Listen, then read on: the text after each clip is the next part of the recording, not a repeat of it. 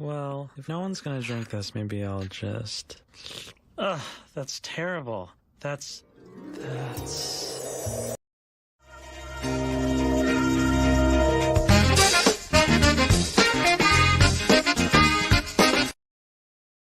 Well, good morning, good afternoon, good evening, and good golly, Miss Molly.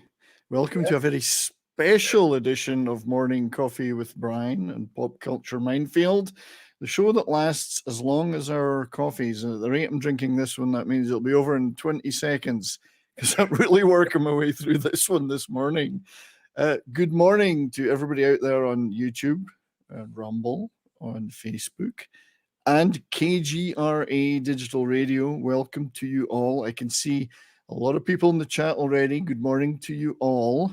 Good morning, Courtney, our great friend, and hopefully we'll be on the show on Monday when on my channel, which we'll talk about later, when Wilco's returning for round two. Penny, good morning. Very good morning to you. Wolfpack, don't know that one, but I'll have to look it up. So good morning, D-Bud Martin, our great friend D-Bud. Please, everybody in the chat, and Anima, good morning to you from across the ocean, across the continents. Please share the like and share this link. Get everybody you can on board to watch this very special show. And I would like to introduce, without any further delay, our special guest for today, Mr. Derek Wilkinson. Derek, my friend, or Wilco, should I say. How are you? I'm doing great. I'm great. Up. It's early where you are. You're in Los Angeles, yeah? Yeah, I'm up every morning, 6 o'clock, 6:30, Yeah. So this is all good. Just forward to talking to you guys and explaining what I used to do in the good old days. Indeed, we're very much looking forward to that, my friend. As the way I've been describing it is we have classic rock, but we also have classic rock tour management. It's classic. You guys are the classics, and I don't mean that in a bad way. Well, we were never, we didn't go to college for this job. It was back in the 70s. I mean, we moved out of London from Hartlepool, which is 30 miles south of Newcastle, in 1970. And Mal and Granny were working with a little band called Engine, which was from Hartlepool. And I was just raping and pillaging and doing what I did in Hartlepool. And we all moved down to London in 1970. Yeah, indeed. And we'll definitely be getting into those details in just a few minutes, my friend. But briefly, I would also like to introduce another one of my guests for today, my great friend Dustin from Keto Simple. How are you, buddy? I'm doing wonderful. Thanks for having me. I'm excited to hear these stories. Good. No, it's we're all excited to be honest. I've spent a lot of time chatting to Wilco behind the scenes, and some stories are probably untellable at this time in the morning, but others are absolutely fantastic. So looking forward to that. And I'd also like to welcome our producer, Martin. How are you, sir? Very well, thank you. I'm honored for my distinguished company for today. Great. Well, thank you for being here, my friend. And please feel free to chime in at any point if you have questions or wish to ask Wilco anything. And the same for the chat. If you guys want to ask questions, we'll get those up on the screen, and we'll let Wilco talk about those. So first thing I'd like to just ask Wilco is just who are the Rock and Roll Rowdies? What are you all about, and what are your plans? Well, we got Alan Granny Grange, Mal Craggs, and Mark Emery. We started doing this like 6 months ago and just said, we have stories to tell. There's a lot of people out there don't understand what we did. We didn't know what we were doing half the time, but we did it. We got these bands around the world. I'm sure you're going to interview all these guys individually, so I'm just going to focus on what I've got to say. But yeah, we toured some of the big rock bands in the world. Last month, came to America with the Average White Band, which were number one with Pick Up the Pieces and the single and the album, you know. So it's always good to work for a band, which I did for about 9 years, and go to number one. It was fantastic. Yeah, and just I've got your YouTube site up here. This is Rock and Roll Rowdies, so we'll be putting the links up to that throughout the show. If everybody wants to go there, subscribe, see these guys on their own channel doing their own thing. You guys have all known each other for quite a long time, though. I would say 55 years. Yeah, so a combined centuries of rock tour management experience with some of the major acts of our times. I just wanted to show this is just a sample. This isn't everybody you've ever worked with, but just a little sample of some of the bands, just to give everyone an idea of what we're talking about here. So some of these have been major league international tours as well. And you've done major festivals, you've done these tours, you've also worked with acts like not just rock acts, but Moscow Circus on Ice. Moscow on Ice. Moscow on Ice, Nutcracker on Ice, and other even Image Comics, so other non-rock and roll things too. So incredible depth of experience. Right? Yeah, also Nutcracker on Ice, which was obviously a winter show, you know.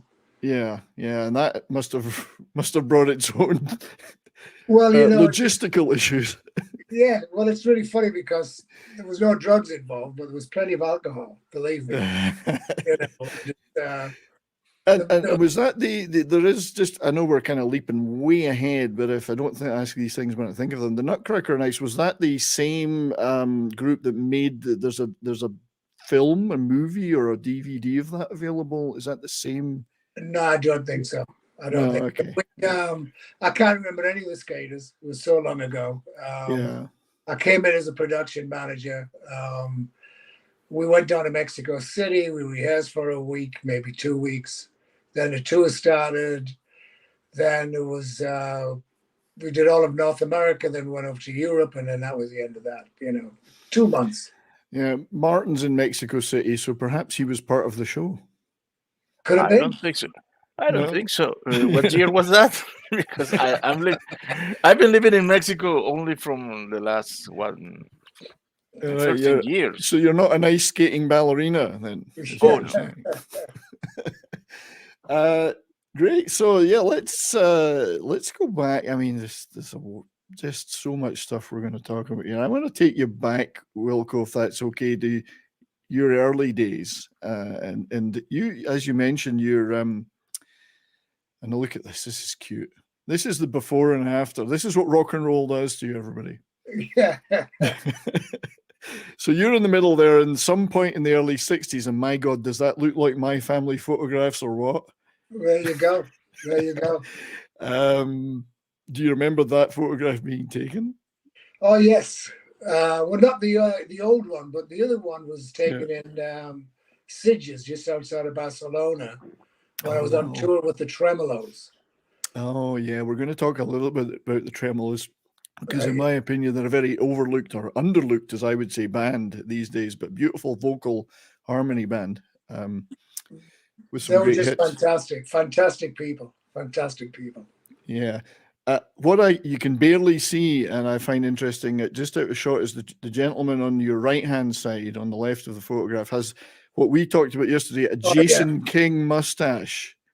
British audience will know what I'm talking about. Peter Wingard with the big long tash. And he's got the chest hair too, of course. So very 1970s. But you were born and brought up, just for reference to people so they know what we're talking about, Hartlepool. Yes, I was born in Hartlepool. I'm the third oldest of 9 children, Dorothy and John. And I just went back last year after 10 years, and it was fantastic. All my brothers and sisters, the kids are gone. They've all got these houses, but we just went and hung out and caught up. And I leave April the 22nd. I'm gone for 6 months, you know. Yeah, and Hartlepool, as we can see here, for those who don't know, the UK is in the northeast of England, County Durham, very near beautiful city of Durham, the beautiful cathedral. Not too far, I guess, geographically from Newcastle and the Geordies. You're not a Geordie, of course. I wouldn't make that mistake. I'm a monkey hanger. That's right. Yeah, what was the history of that? So Hartlepool did hang some monkeys once. What was that all about? Well, it was a monkey that, we were always at war with France, as we all know. And we're on the North Sea, and there was a shipwreck in the 1700s. So my forefathers picked up a monkey that actually swam ashore. And this thing was one of those small ones that bounced around on the piano, but it must have been wearing a red tunic, a red jacket or something. So they picked her up and they went, "What you doing on me beach like?" So I couldn't talk like, so they listened to it and they went, "Well, it's not talking English." So they put it in jail. The next morning they took it to court and they said, "Well, it's not speaking English, so it's got to be French." So they hung it as a French spy. Yeah, and I think it is so. These days, of course, we're much more enlightened, and we wouldn't indulge in such animal abuse. But yeah, it's hilarious that they would imagine it was a French spy. This shows what they think we used to think of the French in the UK. I think that's. Well, you got to look at the 1700s, and people had never left Hartlepool. They never. Yeah. There was no news going. They had no idea what was going on. It's possible you were one of the first people to leave Hartlepool. Is that right? I mean, well, no, it was quite a few actually. It was, Granny and Mal had planned leaving. That's Seaton, I believe. It looks like, or it could be it's Seaton Carew. I used to go there when I was a kid, swim around. Yeah. I just had to get out. I mean, I knew my time was up. That's Lindsay. Oh no, that's small town. Small town. It's a small town. I mean, I had a great upbringing. I had no problems. I loved the place. I loved my friends, my family. And it was just, I knew it was time to leave. Now, I had no idea it was going to be music. I mean, I was one of those guys who watched Top of the Pops every Thursday. Yeah. And then we'd go and stand on the corner and with the gang of Bellevue boys, and we'd talk about the bands that played, how great it was. And you know what? I had no idea it was lip synced.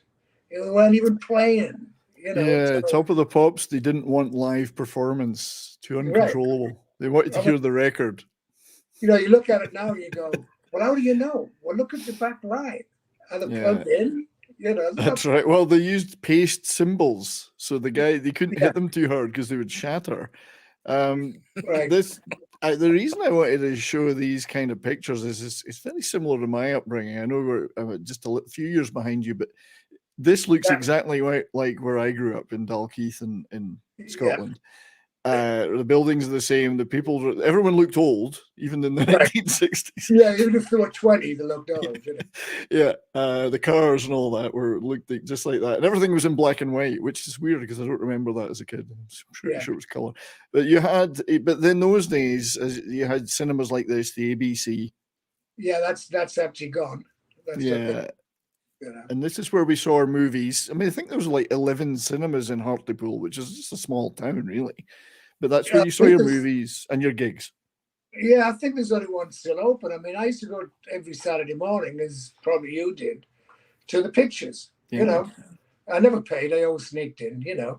And you get the movie, you get Path News, and it was like mayhem inside. People were punching each other, shouting, screaming, throwing ice cream at each other. It was a go for all, and then I used to go in the back and open the door for all my mates to come in, Yeah, I mean that was the experience. Saturday morning matinee type stuff. We had the cinema in Dalkeith, it was the same, but it's also where you would get a lot of early package tour gigs was at these theaters in those days. Did you go to any of those that you recall, like in the 60s?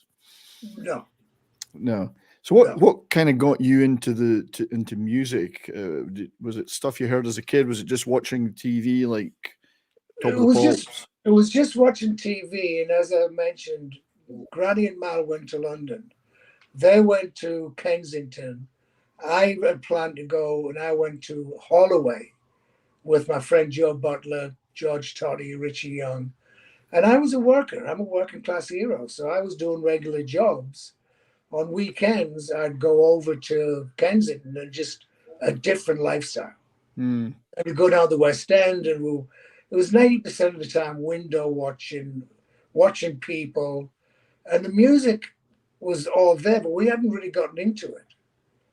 You know, it wasn't until like 71 when we started branching out, and it was mainly Mal and Granny. I think I moved into Kensington late 71. So you were just going down there not specifically for jobs and music at that point, but just to be part of that London scene and live somewhere different. Yeah, I wouldn't even know where to start to get a job. I'll be quite honest. Yeah. I wouldn't have thought of going into somebody's office and going, I'm a roadie, because it put the shits up me. There was so much to know and do. And in those days, the roadie did 90% of everything, you know. So it just never occurred to me. Yeah, I mean, even then, though, in that London, you must have been aware in the sort of London in the late 60s, early 70s, was just this massive explosion of music going on, all the buzz around Soho and the swinging 60s towards the end. It must have been you must have been immersed in that. Well, yeah, it was, because, as I said, that's when we started opening up. And Mal was with Phil Collins and Genesis, I believe. I mean, he started doing that. And I think that's when I really started saying, hey, you know, I could do this. Yeah, go on. Yeah, no, it's no, you carry on, mate. Okay, so 71 is when I started loading and unloading trucks, because when all these bands were playing, there was no union. The promoters weren't hiring 10, 15 people to unload trucks. Just was unheard of. So after a while, all these roadies would like talk to each other, hire each other just to load and unload trucks to do the job properly, you know. So I started doing that. That was 71. Yeah, so we talked a little bit yesterday, you and I, about this, in that there was a progression in the business, I guess, from the early 60s. It was just like, if you think of the Beatles experience, Mal Evans in a van with everybody piled in that van, what we would call a transit van in the UK, a white panel van, you know, I guess. You kind of came in a little bit after that era, and it was more trucking. The trucking of everything around was happening then. Yeah, trucks came into it. 72 was when I started like kicking tin cans around and like, okay, so I actually got a job in a deli in Shepherd's Bush, and opposite was the Cabin Agency. So I was looking at that, and there was trucks pulling up and emptying gear out, and it was going down in the basement. You know, I'm Wilco, so one day I just went in the basement, and I'll never remember his name, but he's an older guy, and he goes, yeah, I work for the agency, and I recone speakers. And I'm like, recone speakers? What do you mean? So anyway, he taught me how to do it during my lunch break. And then on the top floor of the building was Maxwell St. John, who had a trucking company called Trekmore Transport, and that's what they did was the rag trade. So with my humor and everything, he hired me, but he hired me to run the office. So so even then you were getting a view of different aspects of the business, like not just carting gear around. You were seeing the office, you were seeing other stuff. Well, yeah, I mean, it's for me, it was like, okay, I'm now loading and unloading trucks. Can't remember what I was getting paid. I must have been okay though, you know, but a lot better working for a hamburger place, you know. But so I'm like, okay, I'm with a trucking company. I've got to learn how to drive trucks, because that's the next step. I must get my license, which I did. And I was like the middle of 72. And then I got a call from Maxwell. He goes, look, call this guy. His name's Roger. And go down to Surrey or Sussex. I can't remember. Roger. Meet up with Steve and pick up his furniture and bring it back to London. So I was like, okay. So I call this Roger, and he gives me the information. So of course, in those days, you're driving at nighttime, and it was all pubs. If it wasn't for betting shops, you turn left at the pub or turn left at John Joycey, you know.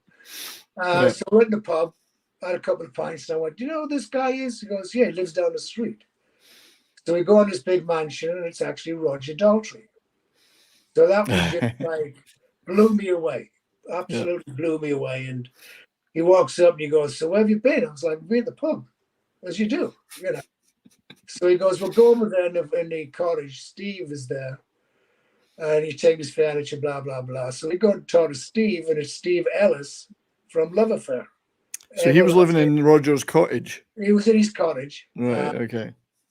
So I picked his furniture up and I took him to Barnes, just outside of, just, you know, Barnes is just past, not Chelsea, but what area? Hammersmith. Hammersmith. So, yeah, you go through Hammersmith where you hit Barnes. So on the Monday morning, I'm dropping his furniture off, and I went, Steve, are you looking for roadies? He goes, yeah, I'm looking for 3. And that's how it started. So starting with Steve Ellis of Love Affair, who had a huge hit in Britain anyway. I don't know about in America with Everlasting Love, enormous hit single. Yeah. So Roger Daltrey, that was your first encounter with Roger, but I believe you've kind of stayed in touch over the years since, or you've we bump into each other. You know, it's very rarely, but when we do, I go backstage. You never get to see the lads like it used to be. You know what I mean? The backstage now is all. There's like 2 or 3 different backstages. You know, you get this as far as this door, and it's, you know, but my wife. Sorry, go ahead. My wife actually does the travel for the Who. She works for, you know, but it was just the opening because Granny got the first gig with Ella. It wasn't Love Affair. It was actually Ellis. It was Zoot Money and a couple of other people, and I got the job as driving them. Now Zoot Money had guys like not Stuart Copeland, Andy Summers worked for him for a while. Yeah. With the Police, back in this. Andy Summers goes way back. No, it's funny how you look at all of these bands who comes from that era, you know. Yeah, Courtney asked a question earlier about the stagehand union. I guess in those days wasn't really any unions in that. No such thing. No such thing. Absolutely, the biggest union I hit was in Cleveland in 75, 76. And I got my head knocked off. I mean, basically, I'm like, look at these old people pushing cases around.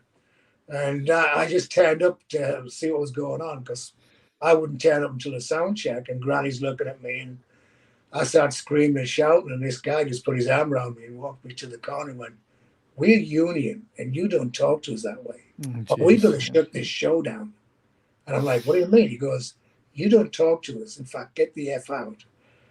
So that was my first introduction to union. And they were going to close the show down. I mean, but it was a union of 70-year-olds, which was 70-year-olds in the 70s, you know. And they were they took forever, you know. Yeah, and that was probably more unionized in the US in those days, and in Britain it would be just nothing. There was nothing. I mean, that's what I was saying. When I first started loading and unloading trucks because there was none of that available. If we had a crew, if some of the promoters actually did hire somebody, by the time we finished the show, they'd be all drunk. And as far as we were concerned, it was just a liability, you know, falling down, breaking things. So we just took, you know, we used to just join tours to go and do that stuff. You know, that's what was going on in the 70s. I mean, you mentioned yesterday to me, and we're definitely going to get into a lot of the bands you work with, but this is a place that you'll probably be familiar with, the Speakeasy. Oh, yeah. So tell us about the Speakeasy Club, because you got a lot of your work out of there, didn't you?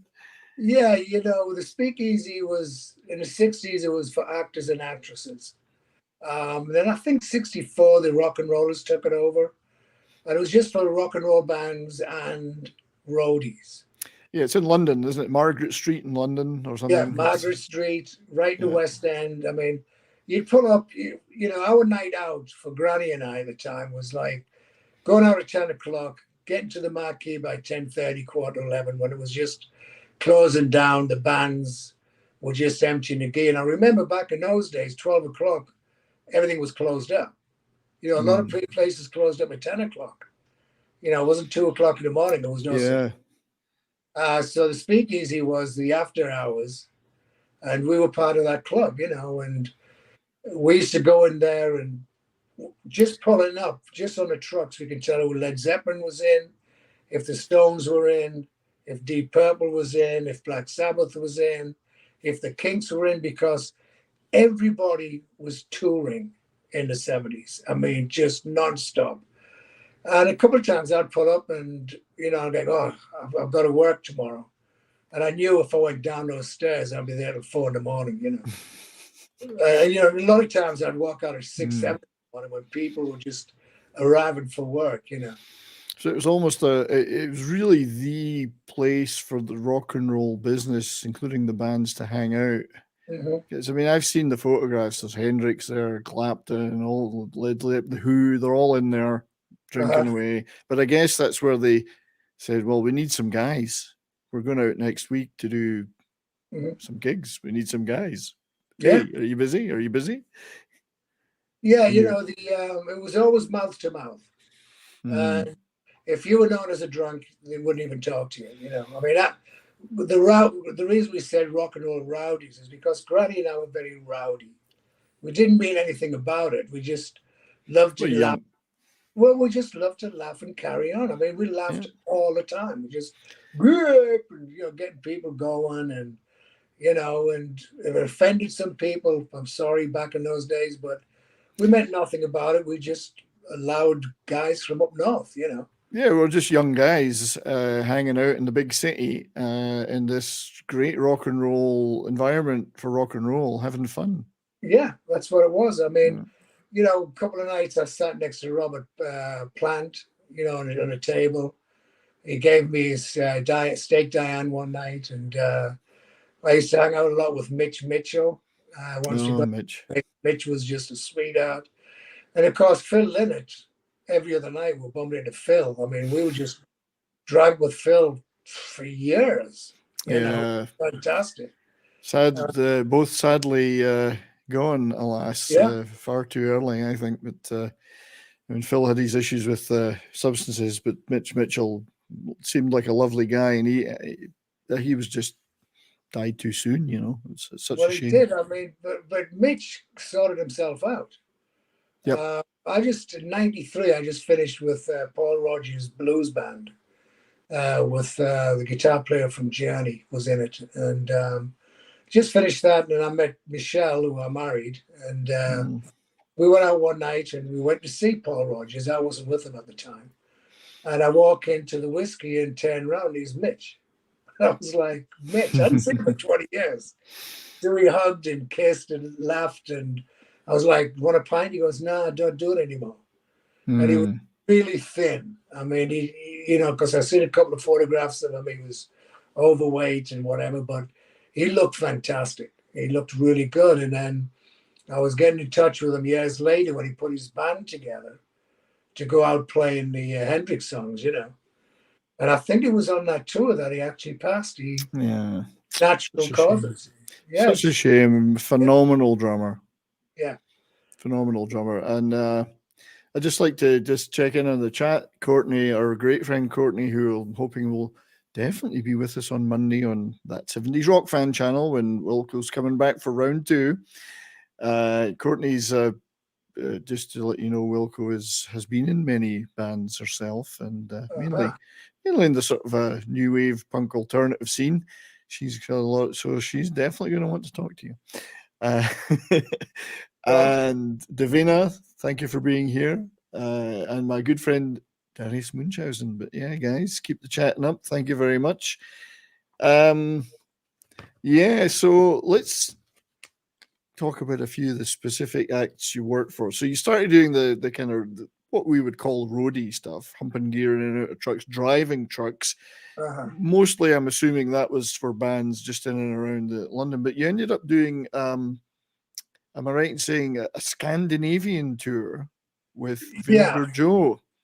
So what happened was I was, as we say in England, a piss artist. And it's the only time I ever got let go from a band, which Ellis. I was driving a huge Ambassador American car. And every time I came out the shop, I'd be leaving the speakeasy, and guess what? I went back in the shop. So I went back to loading and unloading, but I didn't know how to do the back line back then.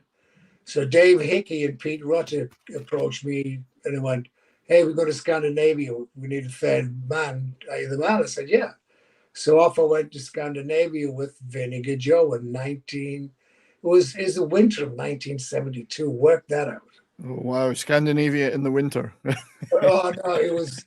Well, first of all, we get to Hull, which I think we're going to be doing some concerts up there as Rock and Roll Rowdies. And the North Sea was so bad that it took another 24 hours for the boat to come in.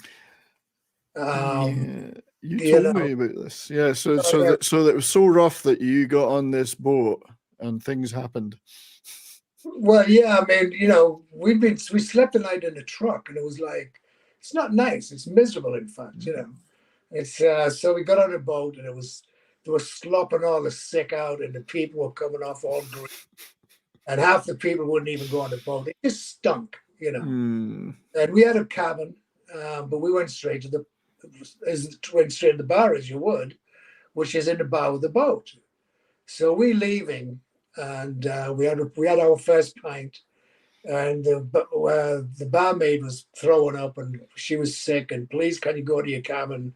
And we were like, we're going to drink all the way, So I look up, and the front of the boat must have gone up 40, 50 feet.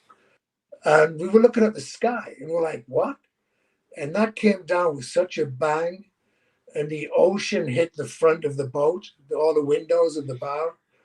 Yeah, we just picked up the empty glass, puked, and went straight to the cabin. I mean, and we sat in that. Well, we slept all the way.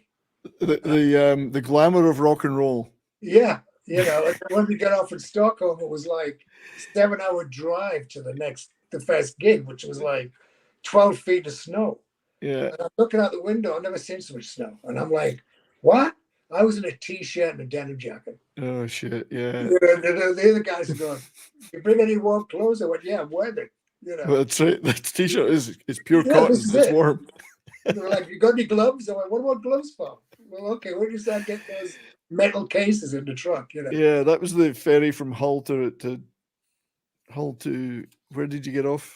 I think it was Stockholm. Stockholm, yeah, because it is for the North Americans in our audience that there's North Sea ferries. They used to run back and forward from Hull to Rotterdam and whatever. I've been on those a couple of times, and the North Sea can get a bit choppy, but I've never seen it that bad, Wilco. Well, no, it was horrible. I mean, we get to this Airbnb, and the guy was just he was a beautiful guy. He made his dinner. He gave me a beer. It went down in 2 seconds. He gave me another one. It went down in 4 seconds. He gave me another one. He goes, "That's your last one." And I'm like, "I'm just getting started." He goes, "Not in my house." And I was like, "Okay, you got to work." Yeah. The band weren't on the ferry though. They must have flown. Oh no, they didn't go on the ferry. I mean, we did the first gig, and obviously Vinegar Joe was Elkie Brooks. Robert Palmer, Peter Gage, and I think Jim Mullen was maybe in the band. There they are. Mm-hmm. Elkie and Robert. Yeah. Yeah, I love you, Robert. Great guy. And my job was to look after Robert. After, funny enough, and he'd do his thing, and he'd always throw his mic down, and he's looking at me, and I'm going, "No, I'm not going to do it this time." And he's like, "Pick my fucking mic up." I'm like, "No, I'm not doing it. No." So I'd have to pick the mic up and put it right in the middle of the stage. And Elkie's like smiling, and it's just like, whatever. So then he comes over, he walks all the way through the stage. He goes, "I'm going to pick my mic up." I went, "You just passed it. Why don't you pick it up yourself?" And he's like, "I'm Robert Palmer." I'm like, I'm okay. the star. Yeah. He wasn't a star then. He was just he was those days were just amazing because there was no egos. You know, he just started laughing. I went, okay. You know, actually, I did go and pick it up for him, but that's what his thing on the tour. He was fantastic. We went up to Oslo. We went all over. It was. We checked into a hotel and somebody had dropped those big woolly sweaters to go skiing in. Yeah. So I just picked them up. Did I take them down to the reception? No, those are mine. You know, so I had these two. I went on tour with 3 T-shirts and I got 2 big sweaters and a denim jacket. That was it. So you accumulated. You didn't lose. Yeah, my wardrobe got bigger. Yeah. You know? I just want to talk a little bit about Vinegar Joe because I should actually just, if I can show this, I do have the Rock and Roll Gypsies vinyl. Yeah. Great album. That was the album. Yeah. Robert Palmer, Elkie Brooks. Elkie Brooks was one of my first crushes. Yeah. As a kid. About this era, I was only about 9 or 10 years old, but later when she had her solo career, right, I really got into her, and I don't mean that in the biblical sense. Yeah, the great band, great funky. It's hard to see this, I know, on screen, but great album. Both Elkie and Robert had a great stage presence. I mean, they really worked it together how to do it, you know. I mean, she was just fantastic, you know. Oh, yeah. I got a tiny little clip of them we could show just to give everybody an idea what we're talking about. So.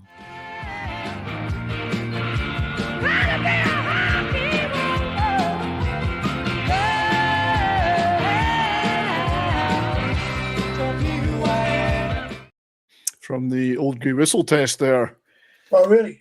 Yeah, which I'm sure you've encountered many times throughout your life. But yeah, that's Vinegar Joe. That was a being a honky woman, or whatever the title on that one is. Honky woman, I always call it, but it's got a longer title. But that a really funky band. I think they got their name from Bonnie Bramlett. Huh. Yeah. Never knew that. Or was that the Average White Band? I might be getting ahead of myself. Maybe you are. Maybe I am. Maybe that was Average White Band. Rock and Roll Gypsies was the album I remember from that one I've got from Vinegar Joe. But they were on Atlantic. So I don't know. Maybe I'm getting confused. But they were both on Atlantic. Them and the Average White Band. So you worked for them in Scandinavia. Got back to Britain. It was still winter, I guess. Did that kick off a whole load of additional work for you? Just that experience of that tour? Yes, it did. So going into 73, I was still working for Trekboat Transport, but I was doing more rock and roll. You know, just loading and unloading, doing what a lot of us did. In 73, I helped out on 3 gigs with Wings at Hammersmith Odeon. Oh, cool. So I was part of that crew, which was, fantastic. And it was weird because when we first got there in 70, we bumped into Henry McCulloch. Who was Henry. I've met Henry. I met him before he passed. Henry and Victor, great guys. Yeah. And Henry actually went with Wings. But I think he just went for the recording. I don't know if he didn't last long or he didn't stay long. He did do a couple of short tours and he did like 1 album and some singles. He had a little bit of a drinking issue, I think, Henry, unfortunately. Yeah. I saw him at a pub gig, literally playing in a pub in Edinburgh in the 1990s. Lovely guys. Chatted for ages afterwards at the bar. Yeah. Beautiful guy. Yeah, little Jimmy took over, the Scottish guy. Jimmy, whatever his name was. Jimmy McCulloch. Well, it's funny because they shared the same name. I love Jimmy. It must have been easier just to stroke out Henry and put in Jimmy. Yeah. It was funny as shit, but, and then all of a sudden I get a job with the Tremolos, which was like, that actually blew me away because I used to always sing their songs. I always thought they were a great little pop band, and the word was getting out, and there's the boys, and fresh faced. I'm working for the Tremolos, and I was with them for most of 73, and then I started doing gigs with the Average White Band, at the because I did the Average White Man's first European tour in '73. Yeah. So it was like how it balanced itself out was really cool, But it's like the tremolos taught me a lot. Work brings work, I guess, and the tremolos were that might not be so well known in the US, although I'm not sure if Brian Poole and the tremolos had any hits when they were the Brian Poole days, but in Britain and Europe and Australasia, they had several top 10 hits, including a number one with Brian Poole. But in this era, they had a big hit with Silence is Golden. Call Me Number One. Call Me Number One. Me and My Life. Here Comes My Baby. Here Comes My Baby. So a successful band. I mean, regular Top of the Pops appearances and television stuff all over Europe. So I guess that was a pretty big gig. Yeah, it was. We were filling, 1,000-seaters, and I mean they just opened their arms to me and just brought in this complete maniac to their lives. but they were so funny. I mean, I'd go to Alan's house all the time in Sunningdale. We'd hang out and talk and carry on. I mean, I'd spend the nights in his house. So which one of these guys is Alan? And just to let everybody know, if Alan you can Slade. see. It's hard to see, I know. He's the one with the tie, the big white tie. One with the tie, yeah. So that's Alan. He was one of the guitarists. He was the guitarist. Rick is on the back. I never toured with him. Yeah. Dave Munden, I spoke to him right up until 2 days before he died. And Len Hawkes is the last really one alive. Alan died years and years ago with cancer. Very, very young, actually. That's a shame, I'm actually going to see his wife, Lynn. We always keep in touch. I always talked. I'm going to be seeing her when I go to England and meet up with the daughters, Chloe and Kirsten, And it was, the daughters were 3 and 5, and they'd come down the kitchen, and they had a big old dog. I think it was a red setter, or whatever the dog was, and I'd be laying with my arms around it, drunk in the kitchen. Lynn would be like, "Oh, it's only Uncle Wilkie. Never mind. Let's get." Was the dog drunk or were you drunk? Oh, I think the dog was drunk. It wasn't me. It had nothing to do with me at all. So these guys, I'm actually going to play a little clip of these guys if everybody's okay with that. Yeah, Just so for those in our North American audience who out there in YouTube, Rumble, Facebook, and KGRA Digital Radio, if they've never heard of the Tremolos, really fine vocal pop rock group. Like the vocals are just phenomenal. The best singing drummer, I think, you could ever get. Yeah. Every time I do, hey, I keep seeing this picture of you. Hey, here comes my baby, here she comes now, and here comes there's no surprise to me with another guy. Well, here comes my baby. Silence is golden, but my eyes still see. Silence is golden, golden. I'm going back to the place that I love. Yellow River, Yellow River, Yellow River, Yellow River is in my mind and in my eyes. Yellow River, Yellow River is in my. Yeah, beautiful, beautiful group. I mean, I would love to play more, but we'll get the copyright gods will strike us. But that last track, Yellow River, you'll remember, Wilco, was a huge hit for Jeff Christie in the UK. But it was actually the Tremolos playing it. They just removed the Tremolos vocal, and Jeff Christie put his vocal on top of it and released it. And it was a #1 hit all around the world in many countries. Great record. I didn't know till years later it was the Tremolos that were actually playing it. Yeah, they wrote a lot of songs. Yeah. And they got the record deal with Decca before the Beatles. Yeah. I think 62 or 64. And for me, it was just a privilege. I mean, so what kind of life, it was fantastic. what kind of stuff were you doing for them then? This is what, 71, 72? No, this was 73. 73. So what was I your... was doing all the back line. Yeah. I was working for Dave Plunkett. He was a sound guy. And back in those days, a lot of bands started carrying their own sound systems. Because all the big bands, there was Tasco was one of the biggest audio lighting companies in the world back then, in Europe. There was no really, all the equipment was gone, because the 70s, the equipment was developing as well as we were. So we bought these, I don't even remember what it was, but it was 4 big, huge cabinets on the side of the stage. So we were all self-equipped. We, used to get it set up, and we were all self-thing. But we were doing a lot of gigs. I mean, we used to go to Spain and spend a month in Spain, and we'd stay in Barcelona, but we'd drive 2 hours to a gig, do the gig, come back. Because they'd take the wives and kids with them. It was really a family-oriented band, Yeah, not necessarily the heavy rock and roll experience that other bands might have had that we all see in films and but these guys went home to the wives, and some of the wives didn't turn up. I mean, it was, because I remember we finished a gig and we had like 2 weeks off, and Alan walked up and he goes, "Do you want another week in Spain?" And Dave and I went, "Yeah."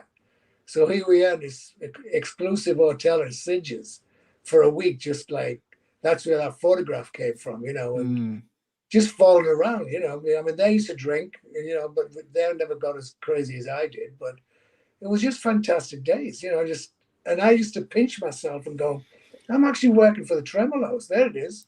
Yeah. So that's in Sitges. That's in Sitges in a bar. Look at that T-shirt. I don't know what I got that. I probably took that off some old boiler, Yeah. So I probably put the wrong T-shirt on. I probably put a T-shirt on, It's possibly a girl's one. It's hard to tell. But it's definitely a girl's blouse, It's 2023. I mean, that would be mandatory now. I mean, it's... Yeah. You couldn't say that, But yeah, that looks like a lot of fun. I mean, I guess, again, you're young guys. You're living in Spain. You're being paid to be in Spain. Yeah, I was getting a paycheck, and it was really funny because we couldn't speak Spanish. And then when we go to start the truck, it'd been sitting out 100-degree weather for a week and it wouldn't start. Yeah. We had to get the mechanics out, and basically the fluid in the battery had just dried up. So we had to get a new battery and drove for like a week, and we had to get to the first gig, which was in Kent, and that's another story. But it was crazy. It was absolutely mental. So you were driving the gear around in a truck there in Spain, yeah? It was a F-150 Ford truck with a box on it, which was totally, as far as I'm concerned, illegal. It was top heavy. I don't think the trucking industry got the okay to do it, because every time we turned a corner, the top of the truck would be like this. And there's numerous times we hit lampposts with it. Yeah. And we were in Wales, and Dave had a little bit to drink that night. I was like, look, get out of the seat, I'll drive. So I went around the next corner and turned the truck over. Oh, dear. So the thing is, in Wales, there's no lampposts to hit because it's Wales. So, I know, but you've got a lot of trees. You've got to dodge the trees. Some sheep. Yeah. It's like, look out for that oak. To the Welsh audience. So Dustin's having a good laugh at the truck stuff there. I mean, have you got any experience, Dustin, of this driving stuff like that? Not driving car. I mean, nothing more than like normal, like just loading down cargo vans and just driving, from Indy to Chicago and all that stuff with bands that I worked with over the years. But nothing like loading in professional amounts of equipment into an F-150 with a box in the back. Yeah, with a box in the back. Yeah. The thing about the distances in Britain, it's not long distances, but the roads were crap. I mean, back in the early 70s, I guess you had the M1, the M6. Well, the M1 was open, and what was so weird about it is there was never a budget for hotels. It was never thought of. So we'd go and play Newcastle, drive 4 hours, 5 hours to get home, have 4 or 5 hours sleep, and drive back to Sunderland. You know, Hmm. there was never a budget for hotels, and we never thought about it. We just did it. You know, and it was like, you know, once I remember the trams, I went, I'm staying with my mom and dad. I'm staying up here. So Yeah. Dave and I stayed, and the guys jumped in it. I think they were driving a Rolls Royce back then. I can't remember. So they jumped in a roller. They drove all the way back because they weren't needed till 5 in the afternoon anyway, you know.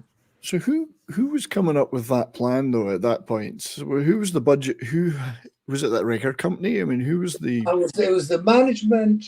The managers in those days weren't managers. You know, it was like they had the quote unquote manager thing. I mean, it was just all the big bands, I'm sure, were staying in hotels. Humble Pie, The Who, The Stones, all those guys. But the basics, there was no such thing as like, here's 50 quid, get yourself a hotel room. It was never thought out that way. Advancing shows. I never advanced a show in my life in England, you know. Well, you were just expected to sleep in the van or drive back home, or I mean, we drove home. We drove home, and you can tell a granny and Mal about it, but also a load of roadies back in those days would say the same thing. It wasn't in the budget, you know. It was like, you know, you got it. That's what it's about. I mean, back to the Average White Band, which comes up next. That's what I did. I drove all the way up to Newcastle, and then the next day we're playing in Redcar, just on the outskirts, you know. Well, it was about a 35-minute drive. So we got it. We stayed at my mum's house in Hartlepool, you know. And I think the band did get Airbnb back then. You know? Right. So this stage in the progression of the tour management business, it was still developing. I mean, you guys, as we were talking about yesterday, you didn't necessarily invent the modern tour manager role, but you certainly were involved in perfecting and developing it. You were getting involved in everything here. You were driving the truck, you were setting up the back line, you became a drum tech, a guitar tech. You kind of got your finger in everything. Well, 71 when I moved into Kensington, Dave Usher, who's a very good friend of ours still, he was the drummer for Armada. So when Granny and Mal were off doing their thing, I latched on to Dave, and he's taught me how to set up a drum kit. And they never did a gig. I don't know, they just rehearsed. But I felt so like proud, like getting the gear and just walking around. There was no truck, there was no tranny. It was just the car, you know, and put it in his car because Dave was a truck driver. So that's how I started doing the back line. I mean, mainly the simplest thing to do is set up a drum kit, you know. And one of my friends on Facebook, I mean, I wasn't on social media until our podcast came out. And he's from Middlesbrough, and he said, yeah, the last time I saw Wilco was in Ripon, this gig. And the managers walk around going, oh, yes, we got all the floors done for you, and we hope everything's set. And all of a sudden he turned around, and I'm putting a 6-inch nail through his beautiful floors. There was no risers back then. There was no carpets, not for our bands, you know. And then he bent the nail over so the cymbals and the bass drum's not going to go anywhere. And he's like, what the fuck are you doing? It's like, well, do you want the drummer to go flying down the dance hall? Do you want stuff rolling all over the stage? Yeah, I said, so these 6-inch nails cost me a lot of money, you know. And he was totally bent out of shape. Yeah, so was the name. Yeah, I mean, it was, you know, it's what we did. It's, you know, but as you said, it's learning as you go along, and even getting the confidence to stand on stage and watch what's going on. If a cymbal falls over or if an amp is moving too much, you know, you got to get up there and make sure it doesn't hit the band, you know. So as well as as well as you became a major league tour manager and tour accountant, but at that point you were still doing a lot of the roadie, what we consider to be roadie things, you know. Yeah, I mean, with the Average White Band, we did a European tour in 1973. And we literally did 3 gigs and 3 different countries in one day. So you were talking about that, yeah. So if people remember the boat people from Vietnam, and it was 73, and the Dutch in Hague gave them all this housing estate. So at midnight, the Average White Band got on stage, and after 2 songs, these poor Vietnamese had no idea. The way the music, they just got off a boat, they got into a nice house, and all of a sudden, to make them welcome, they're watching the Average White Band, right? One of the funkiest out there. I hate to interrupt, but we need to go to our commercial break. We'll pick that up after the top of the hour, after the break. We're definitely going to talk about Average White Band in some detail because they're a very interesting band, and you were a huge part of that international success they had, mate. So, yeah, pick it up after the break. Martin, how long do we have to go? Because I want to charge my phone. How many seconds have we got, Martin? No, he's gone. He's gone. I'm going to keep you on. I'm just going to go and plug it in for a minute. For sure, yeah. So we'll just I'll just remove you from the stream. Janelle, take us for a spin then. Hi guys, this is Gary from Pop Culture Minefield here on KGRA, and we're leaving for our first break. I hope we survive.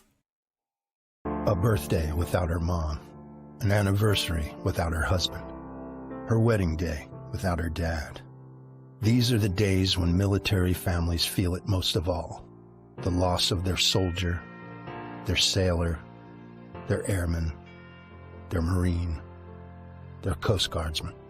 Families never forget their loved ones lost to war or illness or suicide.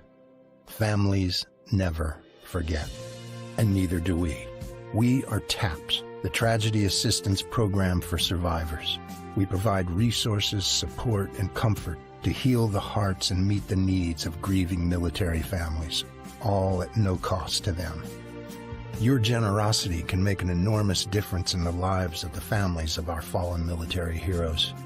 Our military families need to know they are not alone and they are not forgotten. Show them your support at taps.org.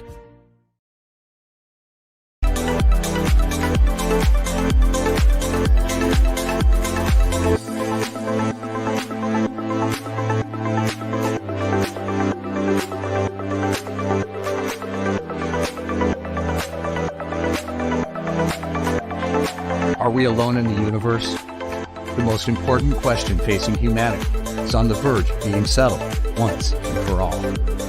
Mutual UFO Network has been at the forefront of this journey for nearly 50 years.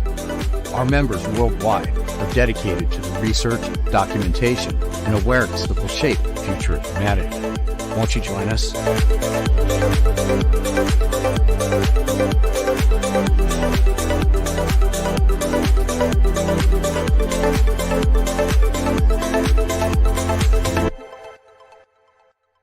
Hey members, the new KGRA DB app is now available on iOS and Android devices.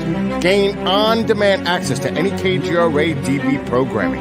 Download any show directly to your mobile device to listen or watch on the go. Go to the App Store and search KGRA DB. Oh wow, we survived! Welcome back from the commercial break. Now for some more Pop Culture Minefield on KGRA. Welcome back, everybody. Welcome back to Morning Coffee with Brian and on Pop Culture Minefield. Hello again to everybody on YouTube. Thank you for being here. Facebook, Rumble, and KGRA Digital Radio. Thanks to everyone for watching, listening. Hope you're enjoying the show so far. We're here today with Derek Wilkinson, one of the classic rock and roll rowdies that's kind of written the book with his friends on how to be a tour manager. And we're actually going to talk a little bit as we go forward about the difference between that and just a roadie, because they're two very different things. Wilco's just had a quick break. He'll be back in a second, and I think he's ready to roll. How are you, sir? I'm doing good. Cool. Good to see you back. Thank you very much for being here. We appreciate it very much. this is the first of a series of shows we'll be doing with Wilco and Mal and Granny, and either on this channel and on that 70s rock fan, and we'll give you more details of those later. What I wanted to mention before we get on to the average white band, which we're going to spend quite a bit of time on today, was you also happen to be not necessarily worked with, but you were quite close to a certain little band called Geordie, I believe. Well, yeah, but that was part of the average white band. Those concerts we did, it was open air, you know. And I can't remember the band. I can only remember Brian, the singer. Yeah, so the eagle-eyed amongst the audience may spot a certain Brian Johnston later of AC/DC. And this was his band Geordie, and so called because they were from Newcastle. And yeah, you encountered Brian quite a lot of times in those days, I guess. Well, you know, as I said, that one tour in '73, a lot of promoters thought they knew what they were doing, and they had no idea what they were doing. I mean, they basically got a huge field. As I said, with the average white band, we drove 15 hours to get to Frankfurt, and we were on in the afternoon, and it was like, so I pulled up and Geordie was just finishing, and Brian goes, "Do you want to use our gear?" And we're like, "Oh, I'd love to," you know. So I didn't have to unload a full truck because I've been driving all day. I was on black bombers, which is drugs. Yeah, it's drugs. I drove on drugs, and it's a drug that keeps you up. Uppers. There's an upper. So, you know, so the first gig, I met Brian, and he's like, "Nuki Brown?" We're like, "Oh, you love a Nuki Brown." So after about 3 Nuki Browns, I was all set up. We finished about 5 in the afternoon, and we had to get all the way to Ostend. You know, so not just the average white band had left, so I was also helping Geordie load the truck because we had that equipment. So we loaded 2 trucks, and then we drove all the way to Ostend. Which is Ostend? Is Ostend in Belgium? So that was Belgium. Holland, Germany, and Belgium. Yeah. 3 gigs in one day in 3 countries. Hours. Which in itself presents a lot of travel issues because in those days you still had to cross borders. Well, yeah, it was like you had to get the carnet. Well, the carnet was a passport for the equipment. And the only time I let anybody else drive was Steve McCaskill, which was Bruce McCaskill's brother. Bruce used to manage the band at the time. And he was absolutely useless. So we get to Ostend, and he's Brian. Nuki Brown, we'll go. Yeah, sure, let's do it. You know. Newcastle Brown Ale, for those in North America who don't know Nuki Brown, it's potent, darker ale from the northeast of England. Nuki Brown. We all used to drink it. But, you know, I've had my share of those. It was a field, and everybody just parked their cars. So there was no direct route to the backstage. They never thought of that. So, of course, I had a 3-tonner, and I drove over about 10 cars just to get backstage, you know. And, but we made it. Did the concert, then we drove all the way to the ferry, and I just got the truck on. Well, Steve Masarski drove it on. He walks up and gives me the carnet. And out of all those 3 gigs, I think we must have made 10 quid. You know, it was mental. And and all of a sudden, over the microphone, you hear, "Well, the driver of the blue truck, please come downstairs." And even Bruce knew. He gave me £5. There was no diesel. Oh no, there was no diesel in the truck. I had to drive 40-mile round trip to get the carnet stamped because it wasn't stamped. Came back, the ferry had gone, and I got the next ferry. I got off. Well, you know, I got off in England. I went straight to the gas station, got 4 quid in, went for a pint and some fish and chips, drove into London, pissed off, wanted to kill Steve Masarski, and went straight to the speakeasy, as you do. You know? Courtney, you did hear right. He did drive over 10 cars. Oh, yeah, no. I mean, I remember taking that truck back to the rental company. And it was, before I even started driving it was a mess. So this was because the field had not been set up right. Basically, it was open air gig, and they had a field. Yeah. I mean, it was. I remember even doing the first Reading Festival. It was the same thing. You know, there was all these little stages set up, and people were just like piling the cars, and you had to like, well, how am I going to get the truck in to get the back line out? Yeah, no.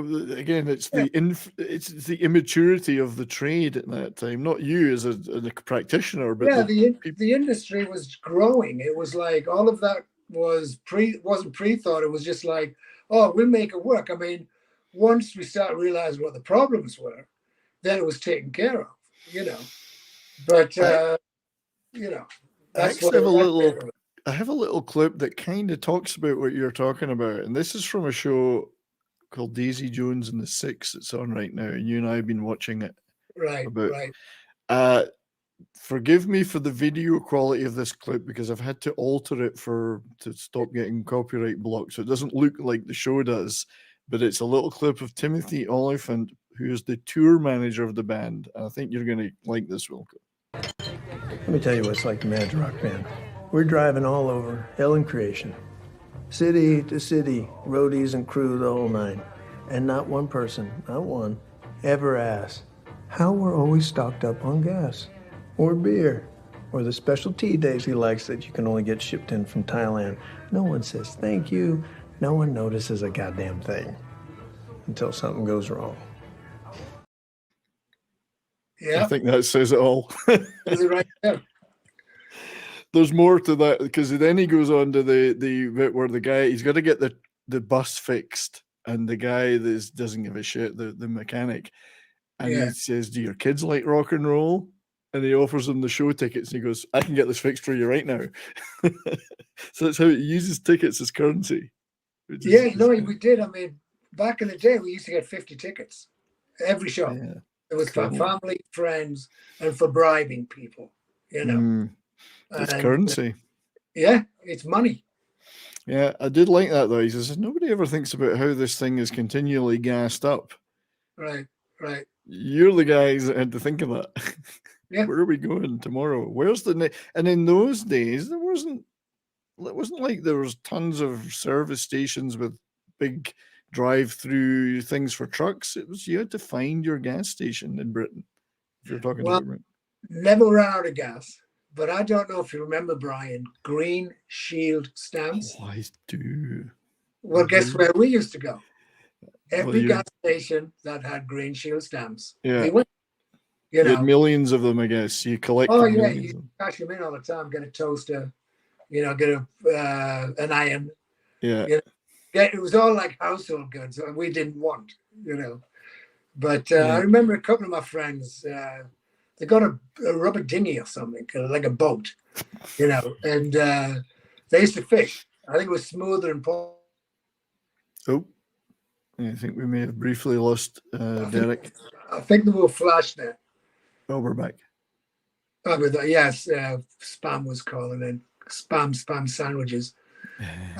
So they got this big rubber dinghy or something because they had so many Green Shield stamps, and they used to love going fishing and stuff, and in fact, Smooth still goes fishing, Yeah. But yeah, there was the British 70s equivalent of what you would get now is points in a car on a card. Then it was you got the actual stamps and you collected millions of them and you could cash them in for stuff. I remember those very well. In fact, my father, we saw in the picture of Hartlepool a National gas station.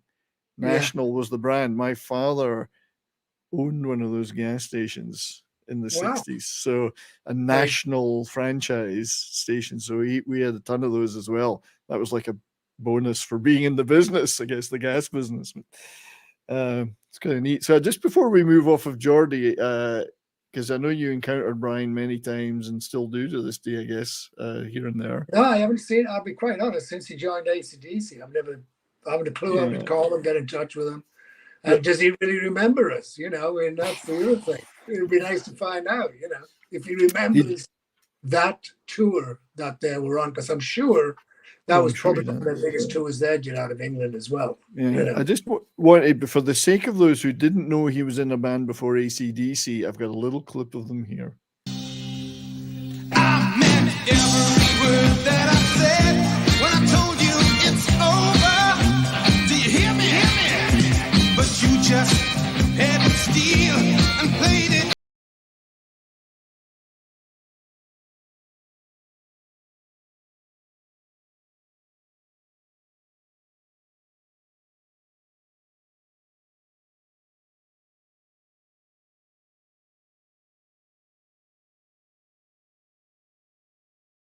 '70s Geordie in their prime.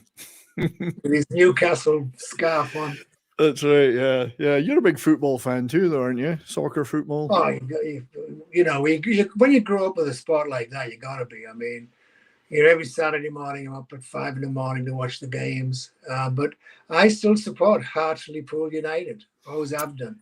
Nice. Where are they these days? Which division are they in England? League Two, and look like they're going to get kicked out. Hopefully they don't. We've got like eight gigs left or something. But my brother John and I used to sell programs in the 60s there. We were the halftime guys, which means when halftime came up, everybody was checking the pools, the football pool, right? There was A to Z and 1 to 10. And we used to go with these plaques and put numbers down so they could look at the table and know who was winning, who was drawing, So, yeah, John and I used to do that every game, every home game, I remember the pools very well. Football pools, you had to predict games, who, so many teams would win games, whatever. My aunt used to ask me every week, because I was fanatical about football, who would win. And I don't think she ever won any money asking me. So it was a complete waste of time. I mean, if you did win, I don't know what you got. I have no idea. Again, a toaster. You mentioned it. Probably a toaster, a coffee maker. I mean, it was money, obviously, but even if it was 500 quid, it was a lot of money. 100 quid, a lot of money back then, Yeah. So it's been fascinating stuff, mate. I mean, you've worked with these bands like Vinegar Joe and so on, the Tremolos, but now you start to build a relationship and you start to work with a really major international band at that time, the Average White Band. So how did that come about? Well, first of all, we all drank at Kensington Olympia, the Hand and Flower. And I was drinking with the band before I knew they were a band, and Mal Craggs goes, hey, it's the Average White Band. And I was like, still clueless. I was like, oh, well, yeah, whatever, I got to.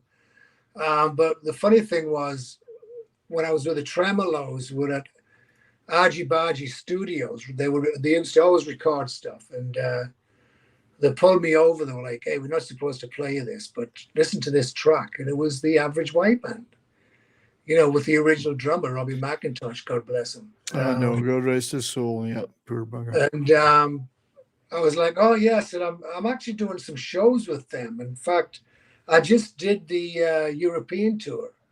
And as I said, it just worked out perfect, because I was balancing two bands at the time. It was mental. And the Average White Band were taking off big time. And they had their friends, Big Mac, Tam Parks was in there, but nobody could drive. And that's why they called me all the time. I mean, you're the driver, there's a truck, these are the keys. I don't know who drove it to the gigs before I got involved, full time. But I guess I got involved full time with them in '74. It was about a year before we went to the States. Yeah, so just a little backstory for everybody on the Average White Band, for those who may not recall them. They were a Scottish band, unbelievably, but the funkiest Scottish band you've ever heard of. And they had a massive international hit, which you still hear today, sampled all over the place on stuff. Pick Up the Pieces, instrumental. Massive number one in the Billboard charts in America. Cut the Cake album was huge. Funkiest, and that's why I think I was wrong earlier. It was Bonnie Bramlett said these were guys. She said you're an average white man, even though they're not. And it was a joke because they're not average, because they were the funkiest Scottish white guys you'll ever hear. Yeah, I mean, when I was with them, it was really funny because I guess the Tremolos never broke a string, because when I was with the Average Whites, and as I said, just getting the confidence to go on stage, and I'm looking over And Ronnie McIntyre's like calling me over, and I'm like, what does he want? So I went over and I went, what do you want? He goes, well, I broke a string. I'm like, yeah, what do you want me to do about it? He goes, change it. I'm like, I got that. I don't know how to tune a guitar. You think I'm a roadie? You know, so I gave him a new guitar. And, you know, I didn't get fired for it. Next day, he brings in a stroke tuner. And Ronnie McIntyre taught me how to tune a guitar. You know, it was fantastic, you know. So now you're a guitar tech. Yeah, no, I'm going, oh, man, I've got to do more than the drums. You know, but, you know, the back line was bass, guitars, drums, and that's mainly what I did. I had the confidence to start linking all that up. And the other guys would be doing the front, which would then be doing the sound system. And then I learned how to do the sound system, how to set all that, everything up. I mean, I was called Mr. Gaffer's Tape. I mean, you know. Yeah. So that's how we made our first cable. You know, we had 15 mics going on stage and 15 individual cables going back to the mixing board.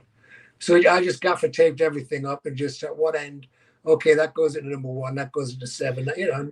Yeah. You learn as you go. In the average white band, there's 6 guys in the band there, but on stage they would have, you know, probably 7 or 8 sometimes, depending on percussionists and extra horn players or whatever. I mean, you were having to set all that up.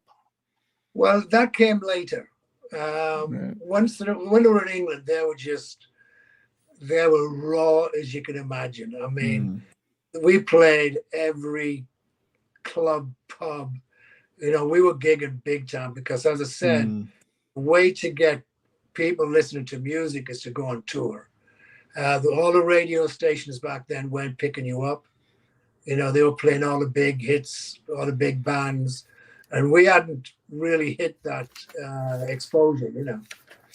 So yeah, I mean, there were all that came in the States when we went to number 1. Yeah. That all happened then, you know. Had you at that point, when you started working for them, which was like 74-ish, 73, 74, had you actually ever been to the States individually? Never. Okay. The band used to keep taking friends of theirs who were roadies who I knew, and I used to get really pissed off. And I would be like, Bruce, I'm better than him.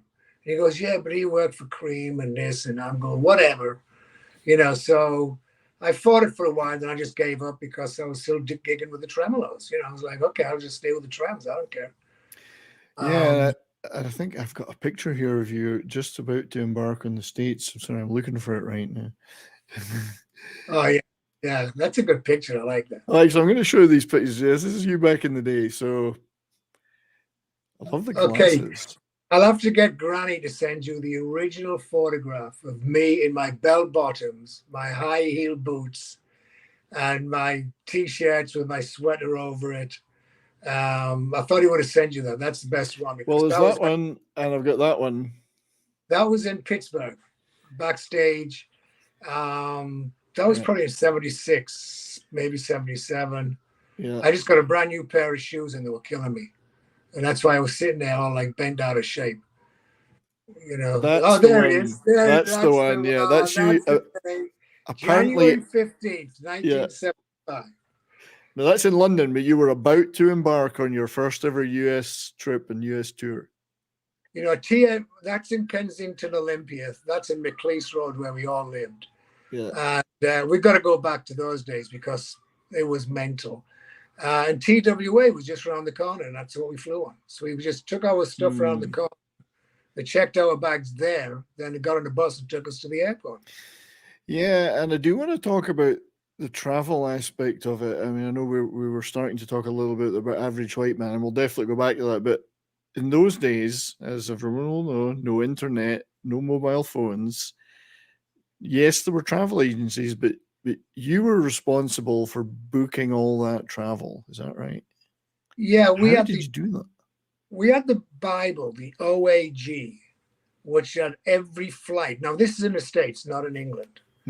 And when I actually did take over tour management, I mean, my first thing was sitting in the Rockefeller Plaza at Atlantic Records because, as I said, it was all radio pushed. So they would be like, they weren't thinking of what we had to do, which was a band go on stage. They were like, can you fit this radio station in? Can you fit this in? I was like, no, we have to do a sound check. So we'd all look at the OAG and we'd all say, that flight gets us in, it gives you 2 hours before the sound check. We did 5 radio stations. And that's how it was all planned. Yeah, you did that planning. Once we left, there was no communication. Yeah, you were doing that planning though. Yeah, I was doing the planning. Like as I said, Atlantic would go, well, can't you just push into the radio? No, I had to have the average white band were really into sound checks. They weren't one of those bands that went out with a huge production at all. I mean, there was 2 light towers in the back of them, and that was basically it. I mean, we were not like Pink Floyd and the Stones and all the biggies. We hardly had any lights. We just turned up, and the music was what was happening. And they were very tight. Very band. tight. Yeah. I used to love just putting them on stage. I get my glass of whiskey. I just watched the first 4 or 5 songs. Then I had to go backstage and start working on getting the box office done and that done and this done and getting ready for them to come off stage, So by this time, you're working with the average white band. You're in much more what I would call a tour management role than anything. I mean, you may still be doing physical stuff, but you're a tour manager, really. Yeah. I took over tour management, I would believe, in the summer of 75. Yeah. So it would have been what's that? So travel, logistics, accounting, even at this point? Everything. I mean, back in those days, we actually traveled in 2 limousines. Then if it was like 800 miles or 400 or 500 miles, we'd rent cars. And, you didn't really, you were saying yesterday, you didn't really do the bus thing like you see tour buses and shows. You were more flying and limos. Yeah, I mean, you got Led Zeppelin with their own airplane. You got, all the biggies with their own private planes. That was not going to work with us because the money wasn't there. We looked at, as I said, we would plan it, and if it was like 200 miles, that's 4 or 5 hour drive. So we just jump in a limo, get to the next town. That limo company would go home. Then we got another limo company take us to the next town. So we did a lot of limos, and it wasn't until I believe 76 or 77 that we actually rented John Denver's Learjet. And that was another part of the story, which was fun, but never fly, never rent a jet, never fly if you're a rock star, never fly. Yeah, right. It's dangerous. On that. But then we went first class with American Airlines for a long time, and when we first went out there, the big thing, we had Kokomo supporting us. And that was just like the funniest tour I've ever done. I mean, they were just bouncing off walls. I remember Kokomo. Yeah. Yeah, they were fantastic. Loved them all. And they were our support band. And I was like, we'd be on the airplane, and all of a sudden they come bouncing in just before they close the door, It was a fun day. Yeah, I just wanted to say, sorry to interrupt you, Wilco, hello to John Daswolfen in the chat, who's normally on the show and may well indeed be joining us, but he was out getting a thing done today. So I hope it went well, John, and you're feeling okay. So thanks for popping by. So I'm very, very naive here. How did you actually pay for those flights? It wasn't credit card? I mean, how did you pay for flights in those days for a band and all the entourage? I would say I never got involved with all of that, and I would say the Atlantic Records would pay. There were small travel agents, and I was working with the oldest travel agent, and it wouldn't surprise me if she's gone. I can't remember her name, but I'm sure that she was getting checks sent in to cover all of that. Chuck Barnett was the agent, God bless him, and he came on the road when we first started taking off. And remember, we were getting a lot of cash back then. It wasn't checks; it was a lot of cash. And that's what I'm kind of wondering. Yeah. Yeah, I mean, after every gig for the average white band, I'm talking in '75, we'd be in some room somewhere counting out all the cash. So I'm sure they paid cash for the hotels. They paid cash for the limos, At the end of the night, were you still collecting cash in theaters at the end of the night, or was that era over? I mean, were you waiting to get paid after the gig? Oh, no, I'd get paid before the gig was over. Right. But would the band get paid? Oh, yeah. Oh, yeah. Right. Because the ticket sales are in. Hmm. You know what we've sold. But it was a night. It wasn't that yet again. It was something that was the way it was in the 70s. It was like, here you go, here's your money. And a lot of times I was getting really into it. I would say in 76, a year after I took over, and I'm going, no, show me the figures. I want to see everything that came in, everything that went out. And they've put in like 4 drum risers. I'm going, I've only got 1 drummer. That's right. What have I got 4 drum risers for? Take that out. So you had to be really on the ball, you know. Yeah. And that's why eventually tour accountants came in, because as a tour manager, you always, when that band came off, the band wanted to see you because you were taking care of them, getting them back off stage, backstage. You know, some of them wanted showers, some didn't, some wanted food. Oh, Wilco's just dropped out briefly. So the average white band, you're back, but the average white band, as well as having major success as a band, some people may know them. Just for the audience, later on, Hamish Stewart, major component of the band, went on to work with Paul McCartney for many years in his band, and then Ringo Starr, amongst many other things. I mean, he's a magnificent musician and writer. Steve Ferrone, who replaced Robbie McIntosh as drummer, went on to work with Tom Petty and the Heartbreakers for many years, and other bands like Duran Duran. So these guys were major, skillful musicians, and very unusual in that they were, first of all, being Scottish. They were funky, which is not a Scottish trait at all, as I'm sure Wilco will know. We're not the funkiest of people. Yeah. Nobody could believe at the time that these guys were a white group of mainly white guys from Scotland.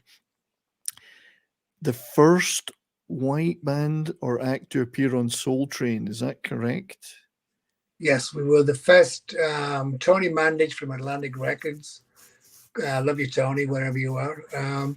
He put us on Soul Train. I mean, we were so busy. I wasn't watching TV.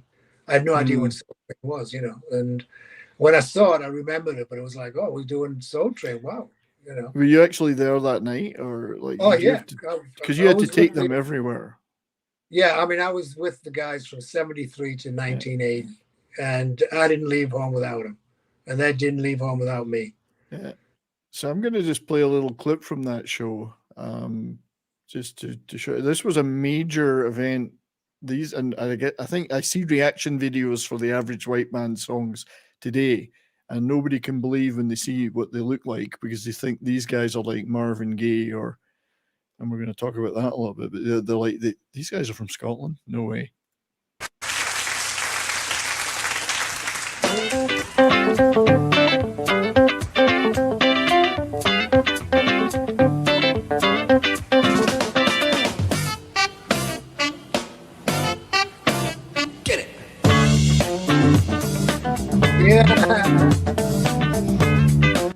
That's funky, and this was a major moment in television history.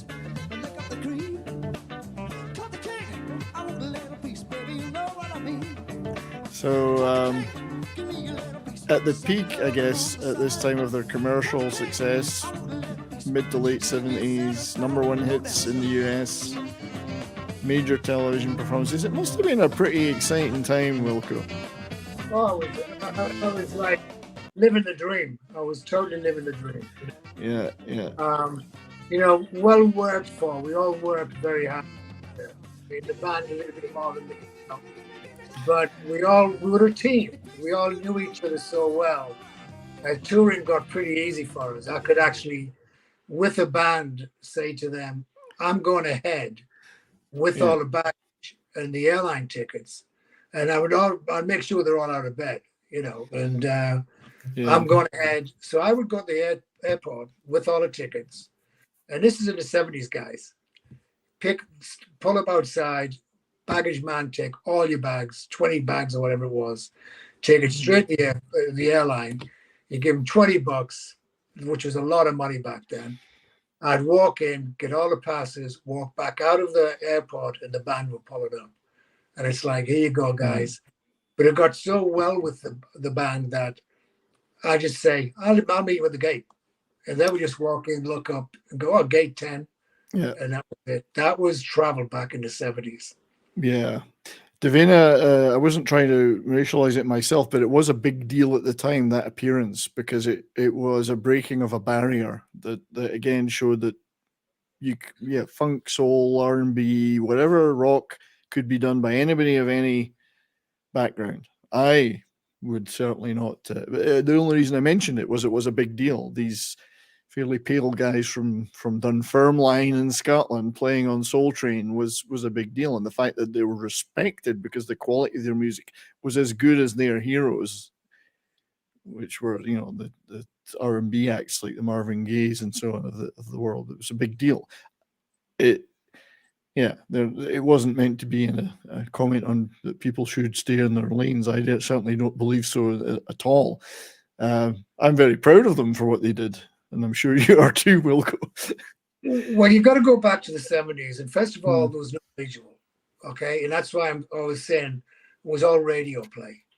So when we went to #1, and all of a sudden we're touring, and all of a sudden we were in 20,000 seaters, and you got 20,000 African Americans looking up, going, "They're white." They had no idea. It is a thing, yeah. I mean, it's not. They had no idea. And we'd be looking down, going, "Where's the white people?" Because the first 5 years, that was our thing. All these funky people come out to listen to the average white band. Breaking down barriers, yeah. And the same with when Buddy Holly played the Apollo Theatre in Harlem. It was a similar thing, it was like breaking down a barrier. Music is universal. So I absolutely agree with that.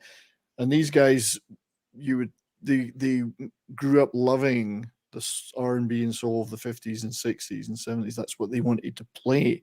Right. And their reputation was huge as a result and across the world of being this funky, tight, groovy band. Speaking of Marvin Gaye, of course, you sent me this picture. Yeah. Of Marvin appearing with them. The Palladium in Hollywood. Yeah. That was a fantastic show. So you were at this event or at this gig, yeah? Oh yeah, I ran up to the green room and dragged Marvin down, and it was like my backstage was all about Atlantic Records. Yeah. Teddy Pendergrass, I think Luther Vandross was there, Joe Cocker, Cher when she was married to Greg Allman, and of course Marvin Gaye, and all the families were there. And the famous quote from Molly Duncan, God bless you, Molly, was there was all the vodka had gone, and the band had about 7 minutes to get on stage. And the Palladium was very tiny. Backstage is like very small. But anyway, they drank all the vodka, and Molly opened the door of his dressing room and shouts out, "Wilco, no vodka, no horn player." So I had to run to the front of the audience where the bar was, all through. You couldn't move. It was, I think, over 3,000 people there. And got him on stage. And then about 10 minutes before it finished, I went, hang on, we finished with "I Heard It Through the Grapevine." So I look over to Hamish, and he had the same idea. So I ran upstairs, grabbed Marvin. He goes, "What do you want?" I said, "It's a big issue down backstage." So as soon as he got to the stage area, he was like, boom, boom, boom, boom. He looked at me, he goes, "I don't know the lyrics." As I push him on stage, right? I'd forgotten them. I'll never, ever forget the boom of the noise of all these people went crazy, and the volume bounced off the walls. It was like boom, boom. Incredible, for about 2 minutes. It was absolutely, I've never had it since. And as you can see with the photograph, he got up and did "I Heard It Through the Grapevine," and the place went mental. It's a classic moment, I think, yeah. Yeah, if whoever was there, actually, what was so funny about it, I always go to the Average White Band shows, even when they come in as we speak. So it was about 7 years ago, and they were playing somewhere, and I was backstage, and these two guys and a chick walk up and they're going, "Are you Wilco?" I'm going, "Yeah." They're like, "You don't remember us because we were 10 and 12 and 7. And I'm like, "Yeah." And what did I do? He goes, "You got us on stage because as I said, the Palladium, they were all rushing to get on stage and that stuff. So I got 3 of these guys, children of somebody from Atlantic Records. They were their kids. And I put them on stage. And I went, oh, my God. They were like, yeah, they're in the 30s now, you know. So I went, well, you might as well get on stage. So I put them back on stage again, you know. Yeah, you know, things you meet up with. But the fact that you've even met Marvin Gaye is an incredible thing, in my opinion. So it's such a wonderful thing. Yeah, you know, as I said, the first week in Atlantic Records in New York City, I was talking to Aretha Franklin. The Bee Gees were there. Mick Jagger was doing his solo album. Teddy Pendergrass was there. And Luther Vandross was the Atlantic singer. He was the backup for all the vocals that needed to be done on all the projects. Well, yeah, and he worked with David Bowie and on Young Americans. And It was very, very well. But all those guys that were looking at me going, what do you play? I'm going, I don't play, I'm the roadie. And I was the roadie. I was Nobody plays without me. Yeah, and I'm going, I'm sitting next to Aretha Franklin. Are you kidding me? I know. Like, where's AWB? Where's AWB? And I think the African Americans came up with AWB. You know, it's like, and I'm going, you mean the average white band? I'm going, no, AWB. Where's AWB? So they were just waiting for the band to walk in because Arif Mardin produced Bee Gees. He produced white band, Aretha Franklin. And it was just that era, as you said, the 70s. But being in New York City with, you know, even Donny Hathaway was popping in. You know, there was just so many incredible musicians that we looked up to and now looking to talk to the average white band. You know, like it was their big thing. It was fantastic days.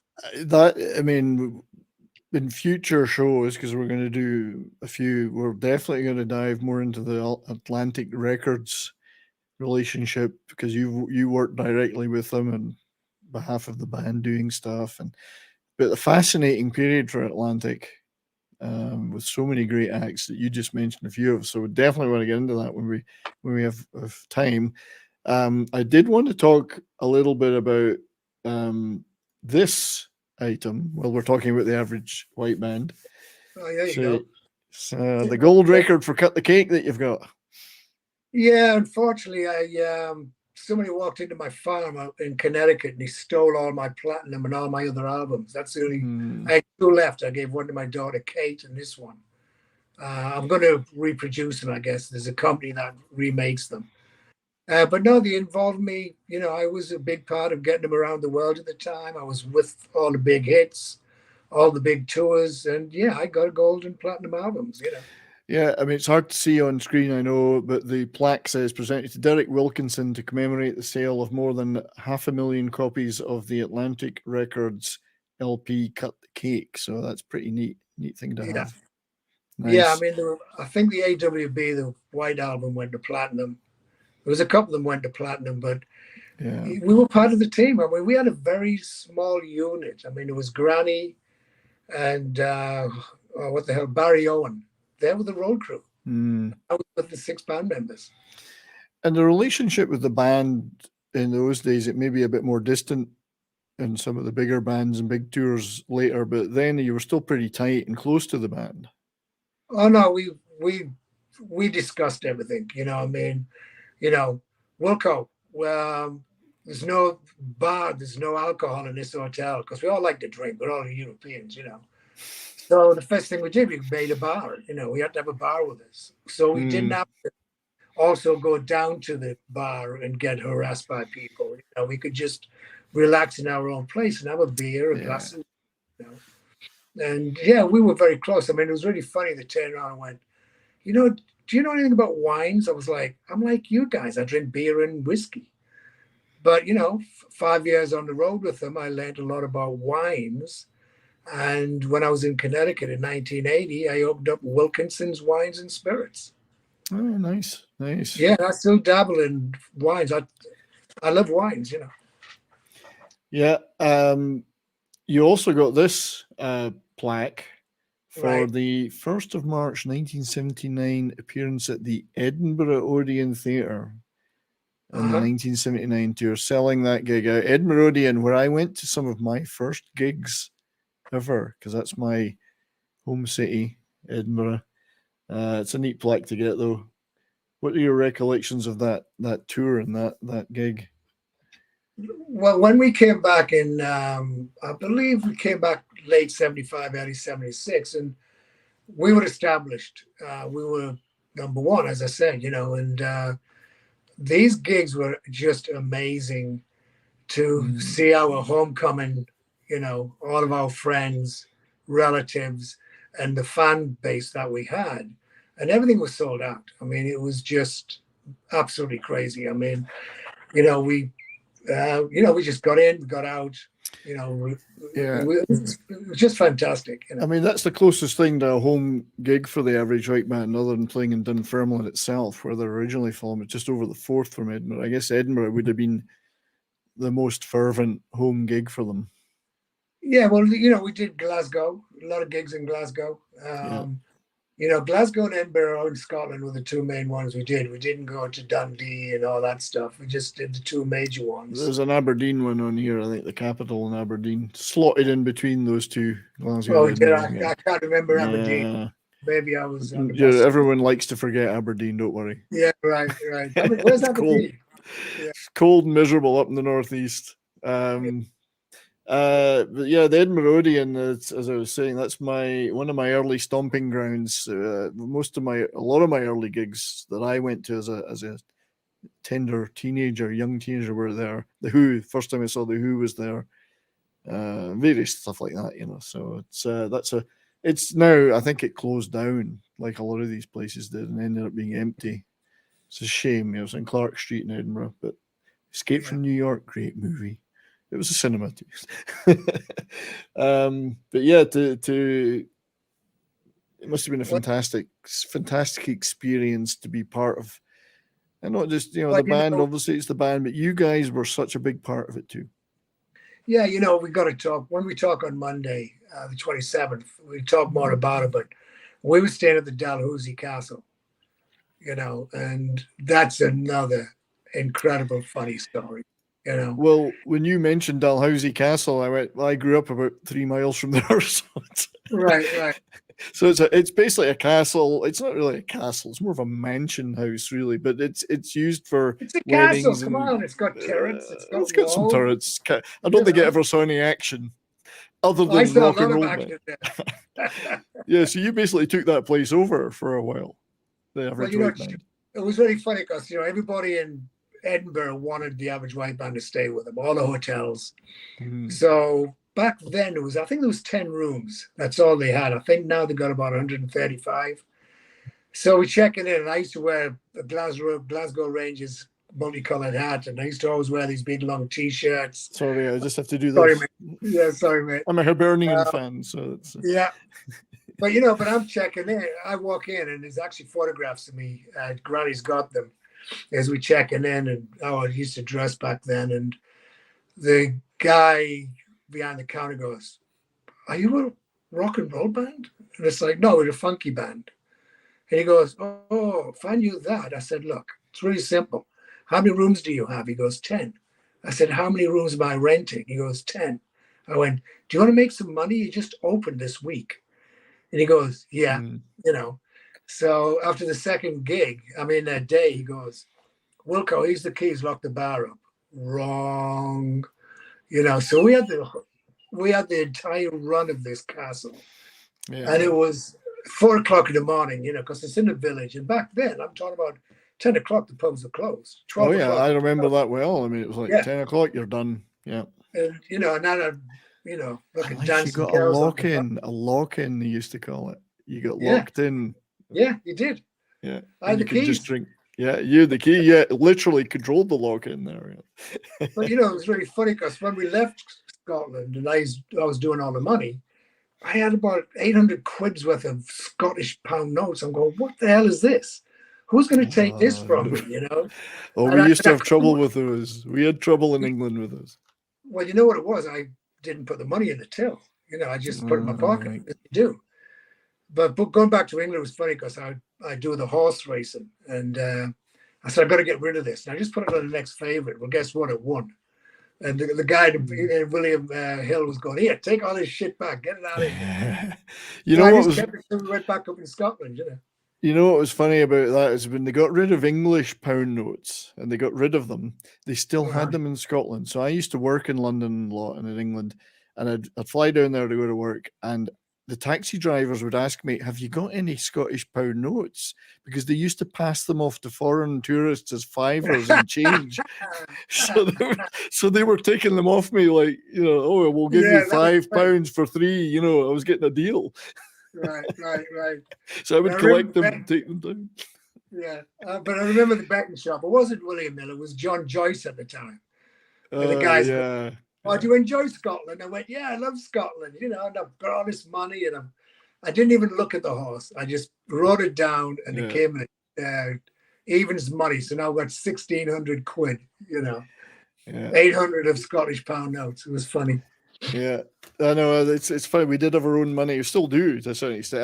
I used to get a lot of trouble with that when I was in the 70s and 80s when I started going down England. Like, what do you mean with this £10 note isn't good? It's got the Queen's picture on it. That's good enough for me. So now we're about quarter to the hour, top of the hour, and we've barely scratched the surface. But we'll certainly on Monday on that 70s rock fan channel. My channel will be doing a round 2 with you, Wilco, and I'm very thank you for joining us on this and that. We're not done yet, but I just wanted to trail that now. That we'll be carrying on some of those stories. Yes, we've barely scratched the surface of a lot of this. I did want to show some of your photography that you do, which you're into, wildlife photography and other photography, which is a thing that you do now. Just before that, though, here's another clip of the Average White Band from 1979. I think this one may be from the Rock Goes to College TV performance, if I'm right in saying so. I just wanted to show this to show people, first of all, Hamish Stewart's fantastic vocals. Just listen to this. Tears and the sadness you get when you say goodbye.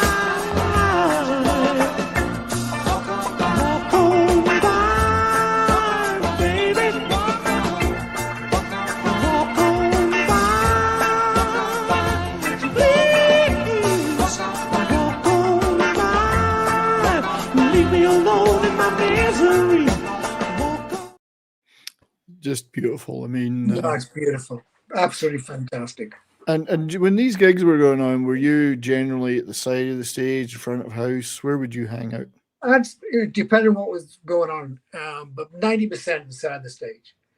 Okay. When we started touring in '75, when we were number 1, there was a lot of people jumping on stage, and you see all these security guards beating them up, throwing them off stage, and all that. I used to dance on stage and just dance them off. That's what I did. It was, because I was a bit of I was a non-stop dancer, as we say. But, people jump on stage and grab the guys, and I just, nicely get them off, then beat them up, But it was, a thing that we all learned to do together. It was like not upsetting anybody, just get it on and just do it, And basically, back to Hamish's vocals. For me, one of the best songs that he wrote and sang was Cloudy. I mean, I have a tear in my eye every time he sings it. It's a fantastic song, We'll certainly cover a lot more of that on Monday for sure, mate. We've only got a few minutes, so I do briefly, before we wrap up and promo stuff, do want to show, as I say, one of your hobbies, passions, I think, is wildlife photography. The red-shouldered hawk, and that's in Redondo Beach. That's a red-tailed hawk. Redondo Beach. Yeah. But yeah, Redondo Beach. So that's a beautiful photograph. You take these yourself with what kind of gear are you using? I've got a Canon, and I'm shooting with a 300. I'm going to upgrade to a 400 to an extension of an 800. That's a great horned owl. These are all in your local area? Yeah, that lives in a tree I drive past that tree going to Redondo every day. And every day I look for it. And sometimes it's there. I've got about 100 photographs. So there's a humpback whale, which is very unusual. And every January till May, they come down to Mexico to have the babies. But that's an actual immature. It's like maybe a year old, year and a half old. Yeah. And it's so close to the beach, it's cleaning the barnacles off its stomach. Oh, right. You know, Yeah. and it's you very. can see them on the back here. Yeah. Yeah. Well, if you get to see that, and I went to the beach that day to look for that. That's the red shoulder actually killing a gopher. Wow. So that just flew in, and if you look at its talons, you can see the gophers right there. You know. And there it is eating a mouse. Wow. Yeah. We'll probably show a few more of these on Monday as well, but these are fantastic, mate. Really beautiful. Yeah. I mean, I was going to do a book. What distance is that taken from, roughly speaking? I'm shooting about 20 feet from there. You know, I mean, I get pretty close to these, and I'll send you some real close-ups before Monday. And there's the red shoulder with the gopher. And that was 10 minutes after I just ate a mouse. Greedy bastard. I know. And that's an actual red tail. That's the red tail. So Dustin, our friend here, he's got a channel called Keto Simple. Is eating mice keto, Dustin? 100%. Do you cook them first though, or do you just leave them raw? You want to cook them a little bit.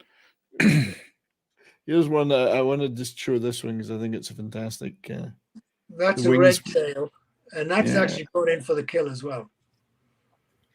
These are great, mate. I definitely want to see more of this, and we'll show more of these on Monday on that 70s Rock Fan channel. Well, do you want me to send ones with them actually eating the gopher? Oh, send me whatever you've got that you feel that you would like to talk about, and we'll we'll have a little bit more time to talk about those in future shows. Right.